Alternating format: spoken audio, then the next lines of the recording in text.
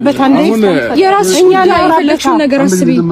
አንዴ ዝም በሉና እኛ እናውራበት። እኔ ምክንያቱን ልናገር። አንድ ነገር ልንገርህ። ኦሬዲ ልጅ ወስዳችኋል ተብለን እኔ ሄርሜላና ቡዜ ተከሰናል። አሁን እኮ ምንም እያልኩ አይደለም። እንሂድ ነው እያልኩ አይደለም። መሄድ እኮ ቀላል ነው፣ ግን ስንሄድ ወንጀሉን ራሳችሁ ላይ ነው የሚጠመጠመው። ምክንያቱም ቪዲዮአል የተዛተበት ቪዲዮ እህትክ መታ እንዴት እያወራች እንደነበር አልወሰደችም አይደል? እኔ ባልወስድ እኮ ወስደዋል። ባልወስድ ይባል ነገር የለም። በቃ ህግ የሚያየው የተደረገን ነገር ነው አይደል? አንቺ ግን ወስደሽ ነበረ፣ ግን እኛ ተከሰናል አንቺ በወሰድሽው።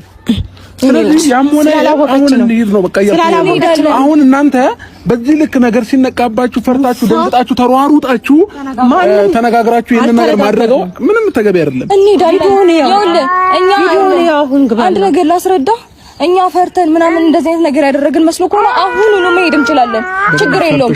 ምንም የምፈራበት አጋጣሚ የለም። እዚች ጋር እኔ አሁንም ቢሆን ለእናንተ ጥንቃቄ ስል እንጂ ልጁን ያመጣሁት ያለ ማምጣት ይችል ነበር፣ ዝም ማለት ይችል ነበር። ገብቷል አይደል? ግን እዚህ ጋር የሰው እየተከሰሰ ወዲህ ወደ መንገላታት ስለሌለበት እሷን መንገላታት ስለሌለባት ብዬ ነው ልጅ እየመጣሁት። አክብሬያችሁ ነው ገባ? በልጁ ነገር ላይ ነው እየገባችሁ። አንዴ አንተም ልጅ ፍለጋ ነው እንደዚህ መሆነው ትላለህ፣ እሷም ደግሞ ልጅ እያለች ይሄ ነገር ከሚፈጠር ብዬ ነው የወሰድኩት። እሺ በአጠቃላይ ግን አሁን እኛ ራሳችን መብት አለን ለምንም ነገር ማለት ነው። ገባሽ? አሁን ሲነቃባት መጣ እዚህ ጋር ካሜራ ደቀና ማልቀስ ተገቢ አይደለም። ማልቀስ ተገቢ አይደለም። ከኔ ጋር አውራ እኔ ነኝ ወሰድኩት። ከኔ ጋር አውራ እያልኩ እኮ ነው ነገርኩሽ። ከአንቺ ጋር ነው አይደለ? ከአንቺ ጋር እያወራሁኝ ነው ያለሁት።